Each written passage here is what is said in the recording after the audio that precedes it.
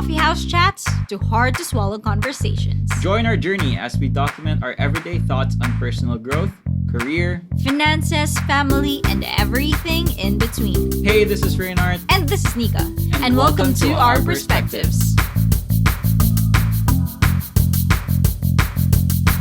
Hey guys, welcome to another episode of Perspectives. Welcome. Another week, another podcast. Well, another week, another podcast. Last week was pretty interesting to me. Let me just share. It was very draining, at the same time nerve-wracking, but exciting for sure. And why is that? Tell the audience. Tell why. the audience. Last week was actually the general sale of Taylor Swift's Eras tour tickets in Singapore, and Klook also had like their own offer, of course, which I think they're actually a huge partner. For the Singapore one. Yeah, because they have a lot of tickets. It seems like, right?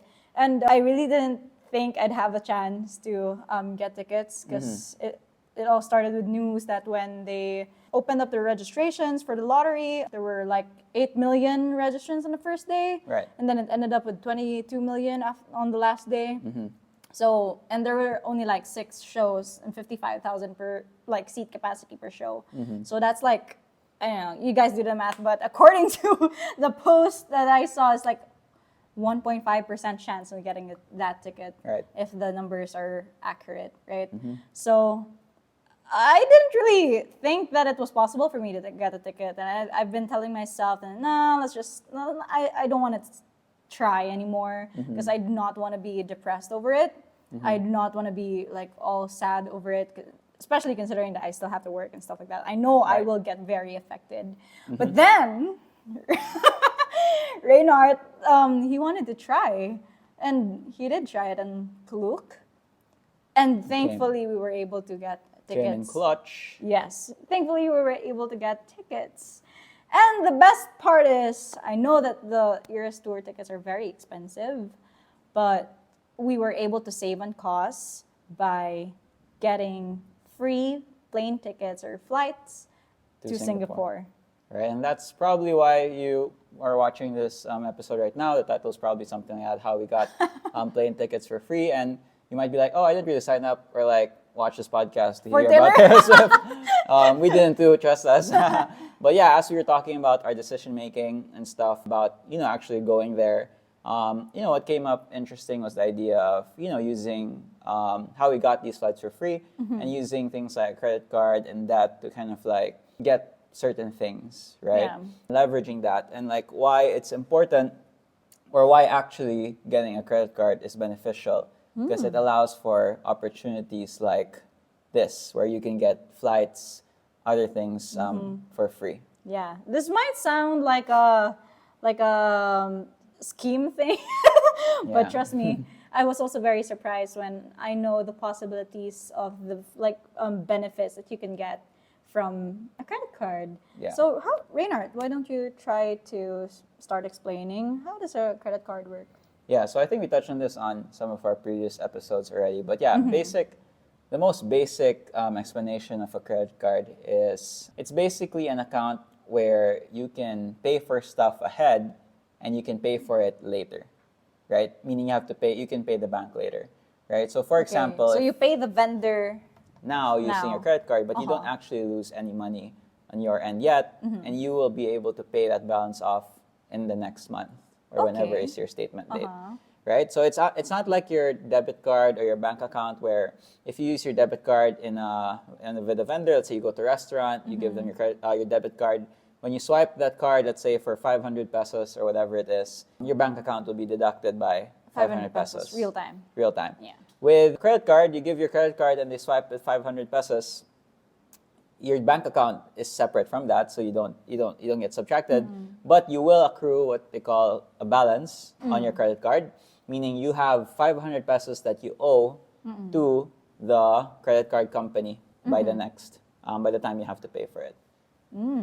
So it's that simple. Yeah, it's that simple. And of course, you might be wondering, so with a credit card, does that mean I can just like swipe all the time? So that's not the case. Of course, credit card companies are risk averse as well, and they want to make sure that you can pay for the debt later on. So there's a concept of limits on credit cards, and usually when you're a new applicant for a credit card, they'll ask for things like your income, how you make your money, do you have any properties, like where do you live, billing statements, because they want to ensure that you can pay for it and you're not gonna run away, right? So on top of that, there is a limit, like I mentioned, whenever you apply. So depending again on all those factors, on the requirements you send over, they're gonna give you a limit. Meaning, for example, you can only use up to 25,000, right? You can only swipe this until 20,000 or 12,000. After that, the credit card, you cannot add any more balances to it in the month. Right? In the month? Yes. So you in the can month. swipe it after. Well, okay, not in the month. It's like overall. Right? Current balance. Yes, current balance. Okay. So you have up to, let's say, that limit, and if you reach that limit, you can't use the credit card anymore, and you have to start paying it down, or else, you can't use it. And if you don't pay it down on the due date in the following month, you will accrue interest. Oh, right? okay. And a late payment fee. Okay, so question. Like, for example, I have like a 20,000 credit card limit, and I decided to pay just 10,000. Right. I only have a 10,000 free To for a use. swipe, right? Exactly. Oh, okay. So it doesn't really necessarily, what do you call this, restart next month No, as long no. as I pay a certain amount. Yeah, so the monthly timer is more of it's kind of like hey, by the end of the month, this is your balance. If you have any remaining balance, you gotta pay it off completely. If you don't pay it off by the time it's due, right, you will get a late payment fee and you're gonna accrue interest on that balance. Okay, so not every time you're actually paying interest on your swipes. No. Well, that's something in theory, no, right? Because when you kind of like go to a merchant, right, or a vendor, and let's say you go to the restaurant, 500 pesos, it's not like you swipe your card and they're like, oh, we're gonna add X% because you're using a credit card, right? Especially when you swipe it straight, right? So that's another term to add, which is when you use a credit card, you either swipe it straight, meaning you charge the whole balance to your card or your limit now, or you can do it in installments, right? Okay. So you probably see those promotions in department stores and wherever else where 0% it's like, interest. 0% interest, right? 24 months, 12 months, right? So what does this mean? It basically means if you swipe your card now, let's say you buy some sort of appliance that's worth 12,000 pesos. Okay. If they're offering you a 12-month 0% interest plan, that means you're gonna basically pay 12,000 divided by 12 over the span of 12 months. So that's 1,000. 1,000 per 1,000 month. pesos per month. So that 1,000 will appear on your credit card statement at the end of each month. okay. Then you have to pay it the next month, right?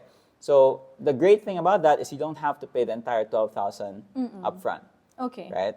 So it saves you on cash flow. Okay. So, like, really, even up until now, I do not have a personal credit card. I really do not. I couldn't see the need, even before, when the credit card, I guess, the system comes into my mind. I really tell myself that I do not need a credit card because I do not want to be spending money that I do not have. Right. Right. So I do not want to be in debt. Right. Is the thought process. So I do not want to be buying something if my bank account says I cannot get it. Right. So why get a credit card when I know I cannot pay for it anyways? Yeah. Right? So if there's something that I want, my bank account should be able to handle it before Right. I buy it. Yeah. So why do you think it's beneficial to get a credit card in the first place? Yeah. So Try to like convince you. convince me. So actually, I work at here. I have an application form ready. No, so I also thought the same way before, where it's like, Oh, really? yeah, why do I get a credit card when it's like, it's like I'm spending money I don't have, right? But I remember the first time I got a credit card was because it was like I wanted to pay for Spotify, and so back then there was no GCash and stuff like that yet. Okay, so they Really needed early on. a They payment needed method. Visa, MasterCard, and my debit card was like did not have the Visa, MasterCard yet. It was those old banknet stuff in BDO. So I needed a credit card too. So I got it through a supplementary card through my mom's account. So before I answer your question, side note, it's like, if you have a credit card, you can sign on supplementary members, meaning if you have a son or relative or someone of connection to you, they can have a portion of your limit. Do they have to be a relative? I'm not sure, honestly. So Okay. I think there's some rules around that. But the point is, you can have a main credit card, and you can be like, okay, if I have a 20,000 limit, 10,000 of that can be used by my supplementary user. So you share a limit. Yeah, so you share the limit, but the supplementary has access to lesser of it, Okay. right? So you can control spending and stuff. But yeah, so why get the credit card and go through all this mess? Because like you have to pay. If you don't pay on time, you have fees. If you don't pay the full balance, you accrue interest. There's Yeah. actually annual fees as well you have to pay to the credit card company. This all like everyone has annual fees, like all Most, banks. they usually offer like no annual fee for the first 1 year, 2 years, right? And there's some tricks around that. You can actually call the company up and be like, you know, can you waive my fee? And you just threaten that you'll cancel the card. And they'll, you know, some tricks. But so going back to the question, why get a credit card? So the reason why I realized over time and after watching a few videos about this and stuff like that is because technically everyone, you're paying a tax for that credit card. So you're paying a tax by not using credit card. Okay, so what do I mean by that? Imagine you're at that restaurant a while ago, right? You charge 500 pesos for the meal, okay?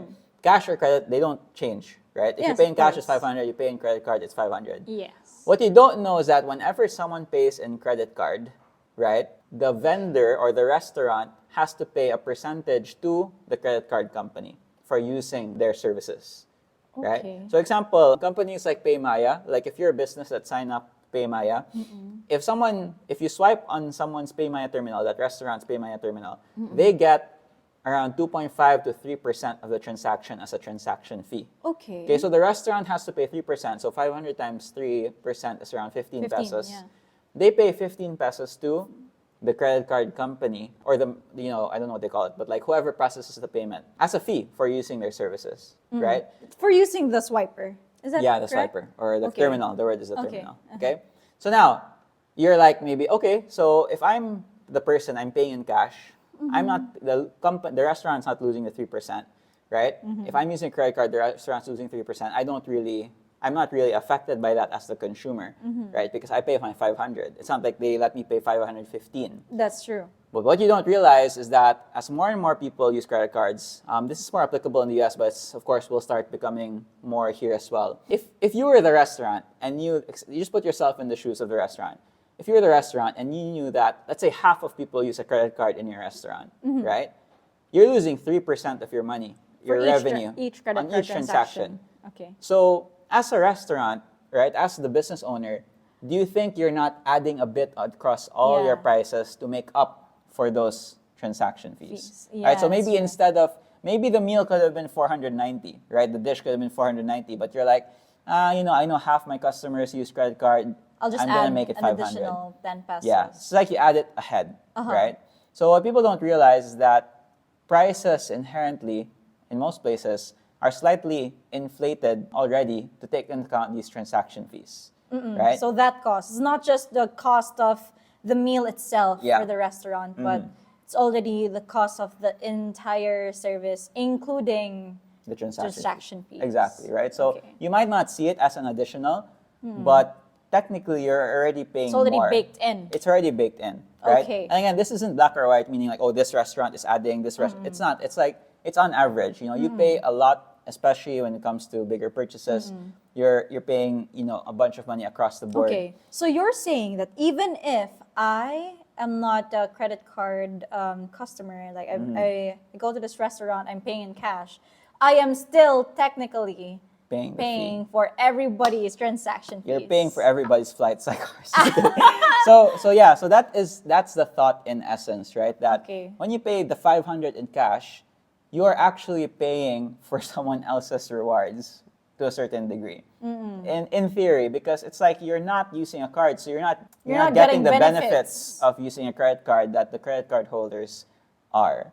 Okay, so credit card holders have benefits. Yes. So this How is does how that they happen? So here's the question. So that's how they pull in people, right? So like other than of course access to the money right now and being able to borrow it and stuff. Credit card companies, most credit card companies have rewards programs, right? Okay. So this comes in multiple forms. They usually come in the form of cashback. Okay. Cashback. Okay, we'll talk about each one. There's cashback, there's rewards or like GCs you can buy and stuff. And then there is travel miles, right? Which is what we use. Those are the three, or Those are I there would say other the three ones? big categories. Okay. There are more. So what's cashback? So cashback is a program wherein if you swipe, let's say, on grocery spend, right? There are some credit cards where you get 5% back for every peso you spend on groceries. So meaning, if you swipe 10,000 pesos worth of groceries in a month, 5% of 10,000 is 500.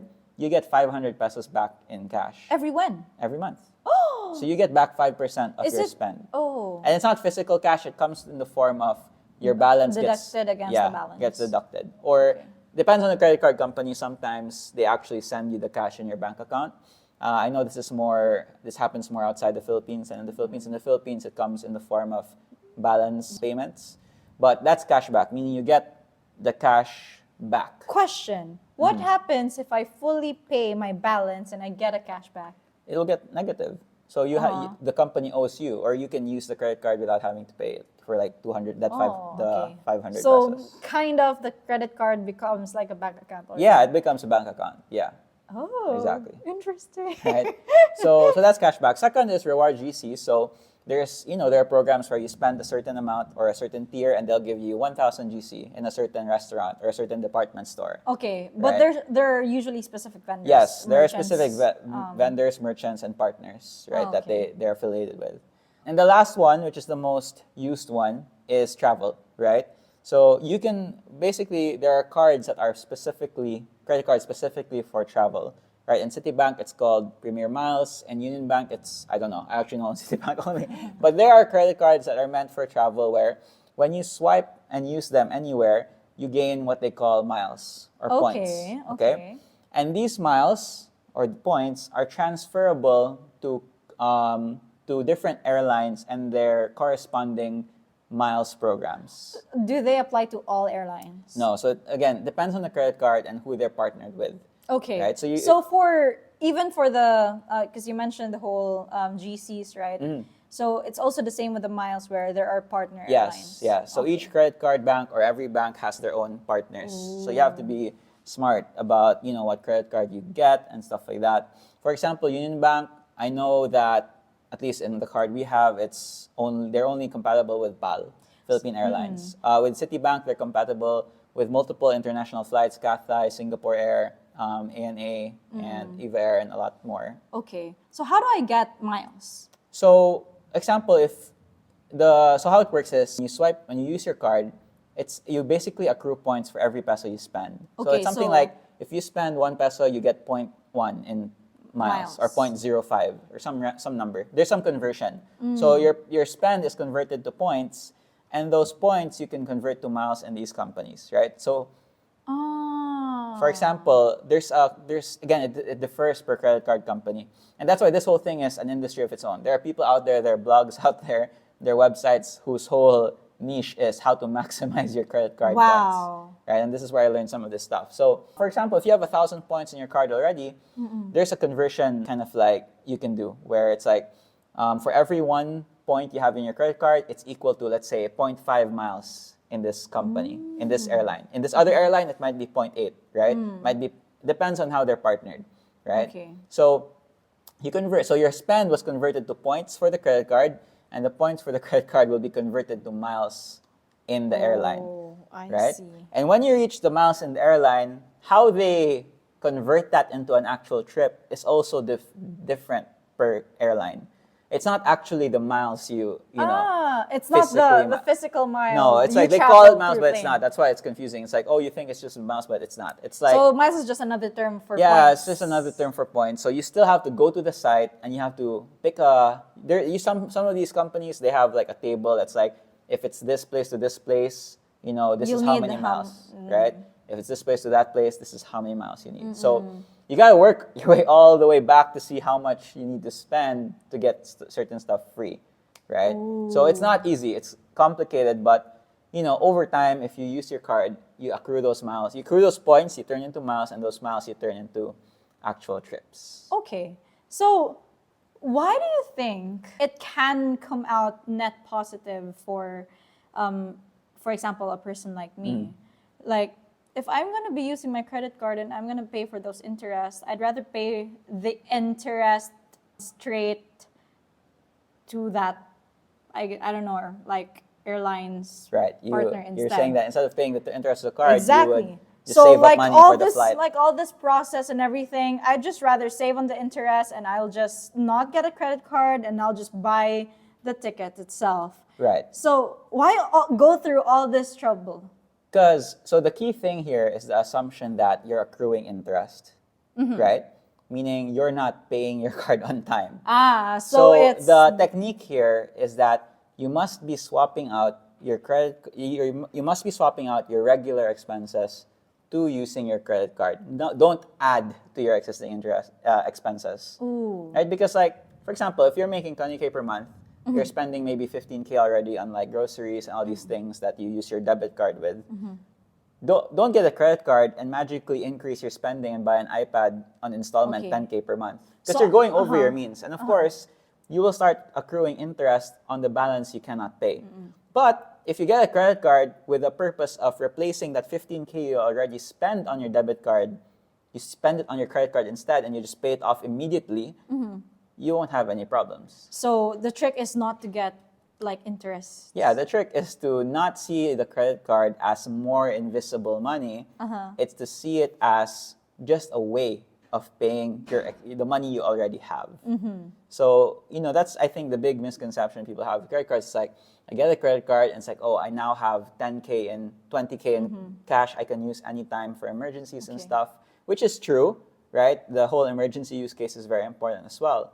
But if you use it for non-emergency purposes, just because I want an iPad or I want an iPhone or something, or I'll extend I'll go over my means this month because I have a credit card, then you do put yourself in a delicate or a hard position. situation, right? So the key is if you want to maximize, those rewards you can get from airlines, gift cards, cash back, you want to get a credit card and use it for existing expenses, or just swap how you're paying, right? And don't overuse it. So that way you can get the benefits that you are technically already paying for, even if you pay in cash, right? Through the points and these rewards. So how do you usually do that? Like, do you have any tips on how to actually be a good credit card payer? Right. Yeah, that's the thing first. It's like, just don't think of it as invisible money. Don't think of it as An additional income. Yeah, additional source of spend, right? So how I think of it is, even when I use my credit card, I don't do it mentally. I have an app that I use, right? So I already subtract it from my balance. Even From if your I net don't, worth. yeah, from my net worth, even if I don't pay for it yet. So example, if my bank account is 10,000 pesos, right? And we talked about this in another podcast. You can check our reels and stuff. You'll say why are they talking about the same thing? So but let's give the example again. If you spend 10,000 pesos, if you have 10,000 pesos in your bank account, right? And you spend 1,000 using your credit card on groceries, you might think you still have 10,000 pesos, right? But for me, how I track it on my app, and even if you don't have an app, you use it on a spreadsheet or a pen and paper. Let's say pen and paper, right? You want to put on your journal that you have 10,000 and you already spent 1,000. So even if your bank account still has 10,000 because you used your credit card, you want to know that on your journal or your paper or however you track your money, That you you're only available. have 9,000 left, right? So you want to be diligent about tracking credit card expenses, because if not, it gets hard later on. Because you're when the statement comes in the next month, you're like, oh my God, I have to pay 20K worth. So the biggest advice is to actually track these expenses. Yeah, track proactively. Yeah, these expenses. And if you're not a tracking type, you probably can just, put a limit to your own credit card spending. Meaning, you still have to track it though, to put a Yeah, limit. that's So, true. so you gotta really track. I think that's the key part. If you do that, you'll be safe. Okay. So after all these years, like we've been together 3 years, right? Why haven't you, kind of convinced me to get my own credit card? What's the benefit that comes with us using just one credit card? No, it's just a bit of a hassle to apply. We can, but we're busy. So Yeah, there isn't don't you think really- it's more beneficial to have Yeah, it two is, cards? because definitely it is, because when you sign up for a credit card, they usually have these additional benefits? yeah, they have these Ooh. promos sometimes. when I signed up for my own credit card with Citibank, they had this promo where they positioned it as two free round trip flights to Japan. But actually, what it was just 60,000 miles. But they know that those 60,000 miles can be converted to 2 round trip trips to Japan. Through a certain airline. Yeah, through a certain airline. So yeah, I grabbed it, and then thankfully I got approved and stuff, and that's how I have that credit card. Oh my God, is that why you told me we'll go to Japan? Yeah, my that time. Yeah, that was the time. Yeah, that was that. So we had it for free. So but you didn't know I didn't spend anything for it. So yeah, so it's. Maybe we should definitely get you a card. Look at what's out there, like what people are promoting. Okay, because I was actually thinking the whole time it's better for us to be like centralizing everything in one card. You wanna, there are people. This is more applicable in the U.S. because their credit system is a lot more advanced. But there are people who basically they apply for credit card, get approved, get the benefits. They use the benefits and they cancel it, and they go to the next company and get a new credit card, get the new benefits, and they cycle through different kinds of credit cards. Why is that not possible? Because here it will take you 3 months to get approved, so it's a waste of time. So it takes too long, and so it's more inconvenient rather than beneficial for you. Yeah, you don't get any benefits from it, right? Okay. So, but yeah, it is highly, if possible, everyone gets a credit card. So you maximize the benefits, but again, if you don't have the discipline, if you don't have the tracking, you don't understand how it works. So let's try to iterate. Who shouldn't be getting a credit card? Who should be getting a credit card? Yeah, like how. What are the things that you should know or have before you get a credit card? All right. So I think number one is you already have to be disciplined with tracking your expenses, even without a credit card. If you don't have that habit or discipline of tracking how you spend your money or earn your money, it's gonna only get harder with a credit card. So you need to have some sort of, like, if you do it in a journal, if you do an app, it doesn't matter. You need to be diligent with counting your money. I think that's key. Because if you're the type who is not, like, where you're like, oh, I spend and I check my bank account like 3 weeks later, oh, that's how much money I have left. Nothing wrong with that. If you live like that and you're happy, that's great. But having that kind of like mindset when having a credit card is dangerous because it can get out of hand very quickly, right? So I think that's one. Next is that you want to make sure that you do have expenses that make sense to put on the credit card. Yeah. Right? Like if you're not paying, like if you're younger and if you're not paying for a bunch of stuff like groceries and most of your expenses are you're eating out. Cash. Yeah, you pay in places where it's cash mostly, not places where you don't really buy appliances or big things, You're just accruing. Yeah, you're gonna pay annual fees. I guess. Yeah, you'll end up just paying annual fees for nothing. Okay. Right? So yeah. Number 3 is I would say don't apply for it if you don't have a strong, you don't have an ITR or a strong ITR, because you can get denied and it'll take you a while to apply again. Oh. Okay. So you have to have a strong enough income. How do you know what's a strong ITR? I think I don't even know honestly, but like maybe if you work in the credit department of Let a us company, know. let us know.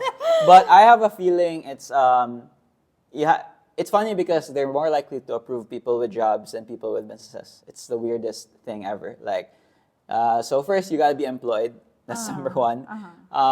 Second is you probably want maybe 12 to 24 months of ITR history, meaning like you have maybe last year's ITR, it's full, like how much your salary was. So you've been employed for that. Yeah, you've been employed maybe 1 to 2 years with an ITR, because you can get employed in places and they don't give you an ITR, so like that's tough. So that's that. It is ideal if you have someone who already, I think, has a credit card in your family. Oh, really? Like yeah, because I think they have that on track? I think you can associate. I think, and then also you can probably, if they call you to confirm a few things, you can bring that up. I think. Actually, I'm not so sure about that, but the reason I bring that up is because in the application, I'm sure that they will ask you if you have other credit cards already. Yeah, I was gonna ask that. Is that a good thing to have other credit cards already? Yes, because they can. I do think the Philippines has like the credit system is not as strong as the US, but I do think there is some tracking that happens. So they know if you've been paying off your debt well and stuff like that. So if you have even though it's another bank? Yeah, I don't know. Honestly, I don't know. In the US, that's a definite yes. Here, I'm not sure. So like I don't know, but I assume, because why would they ask if they can't check, right? I don't know. That's So true. I assume they can, but I assume they can. Yeah. So it's something that can help, right? That you put your other credit cards. Okay. You mentioned a while ago that I have so many questions. You mentioned a while ago that they're more likely to approve those who are employed rather than business owners, right? Yeah. Any tips for business owners who wants to Get apply employed. Kidding.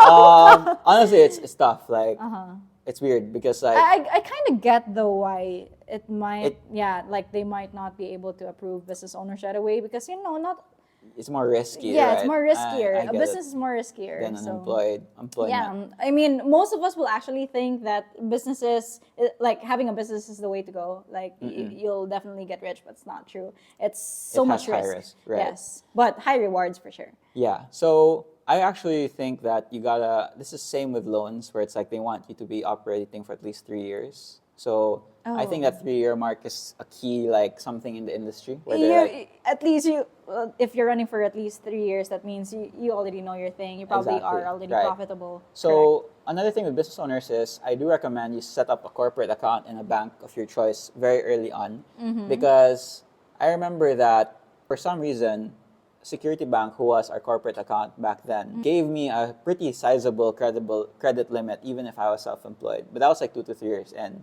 I was like, why are you guys giving me this? And literally Metrobank, BPI, they're giving me limits of like 10,000, 15,000. Because you're a business owner. Yeah, because I was a business owner.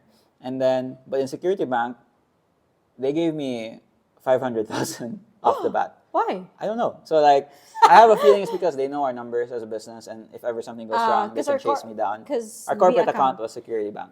So So you were a sole proprietor, but you had a corporate account in a bank? yeah, you can have Oh, okay. as long as you have a DTI and stuff like that. Okay. So yeah, so I think if you're a business owner, open a corporate account so you can build a relationship with the managers of the bank. I think that plays a role as well in you getting approval, like who you know and stuff like that. So this is not just bank company wide. You could also like try and build relationships through that because they can help. branch. They can help vouch for you and stuff like that. Okay, right. So I think that plays a role too. see. So start a corporate account sooner so you can get not a corporate card but a personal one. Just because they know you have a business, they can vouch for you, and it goes up the ladder of approval. Nice. So yeah, but usually it's that 2 to 3 year mark that they wait for 3 years usually Well, before you get anything good. I think I should be getting my own. Yeah, but again, you just have to be careful. And I think another thing is that I think the general idea behind that, right, which is like, Yeah. I think that's one of the things people think, which isn't that bad. Yeah. Right? Isn't buying something that you pay a credit card with? Yeah, or a loan, is it Yeah, bad? yeah, yeah. Well, my thought on that is not all debt is bad, right? How so?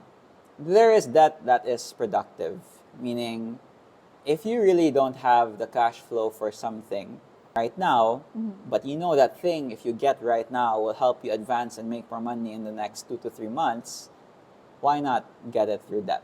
Because you know it will give you a return, right? So if you can use, just like when we mentioned in the podcast about like the whole like what was our first big investment, right? I used a credit card to get that course. That was my first big investment because I was pretty confident that by getting that course, I would be able to get more clients and so forth, right? So there is debt that's productive. So not all debt is bad. Like you can't be like, oh, if I get a loan, I'm like, I'm doing bad So stuff. when you say it can like be productive, it's basically net positive for you in the end. Yes, because Yes. you know that whatever you're using the card for is going to return much more than the interest and stuff you might Does it accrue. have to be? Do you think it's safe that it has to be monetarily positive?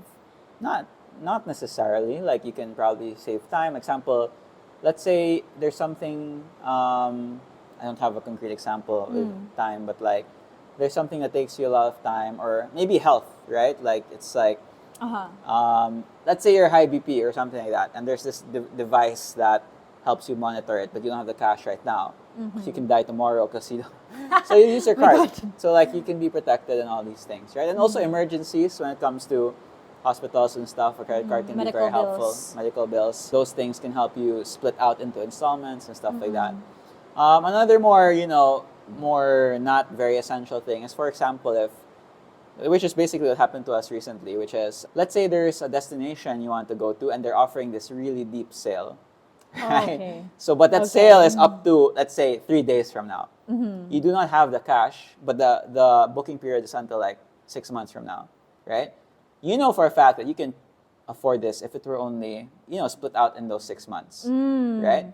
But that deal, which is very, very good, will not be available after the next 3 days or 7 or whatever. So then you can use your credit card to swipe it because you know that the balance plus the interest you might accrue from paying it over a 6-month period is still cheaper Compared to the compared to regular the full price, right? But this is I super see. extra. Don't go doing this. Only do it if you have kind of like the extra money and stuff Okay. to make up for it. I see. Well, Yeah. this has been a very interesting and very informative episode for me. Yeah. I'll probably be getting a card after this episode. Yeah. So I think that's what we want to discuss. So yeah, we're flying to. So the first question, I hope that we answered that question. We're using our miles basically. Yes. And those miles have been accrued from years of using our card. Yeah. Right. But like I said, there's no harm because we don't use our card irresponsibly. We use it primarily for expenses we know we could have already paid for. And thankfully, throughout the years of accumulating those points, we're able to save on a flight. Reward Right. yourself. Reward ourselves with a flight. And Yeah, if you can think about it, it's just a reward to yourself for using the credit card wisely. responsibly. Exactly. That's a good way to think Yeah. about it. And yeah, if you're running a business and you have that opportunity as well, get a card, use it for your business expenses. Oh That's yeah, basically because what we that did. means more That means rewards. more points, more rewards. And that's how you can get free flights, free hotels, and stuff like that. Yeah. Amazing. Yeah. So thank you guys so much for listening in, and I Yep. hope that you guys learned a lot, as much as I did. Thank you so much, Reynard, for explaining everything, and see you guys next Yes. week. Peace.